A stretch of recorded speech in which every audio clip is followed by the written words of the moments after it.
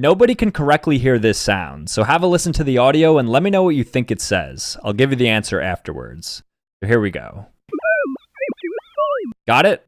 Okay, I'll play it once more for you.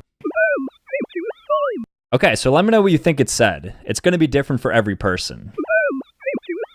So the sentence I played is just a normal sentence with the high frequencies taken out, which shows our dependence on proper frequency levels to correctly hear something. So here's the normal audio track that reveals what it's actually saying. The man's painting a sign. So now that you heard the normal level, have a listen again and you should be able to hear it more clearly.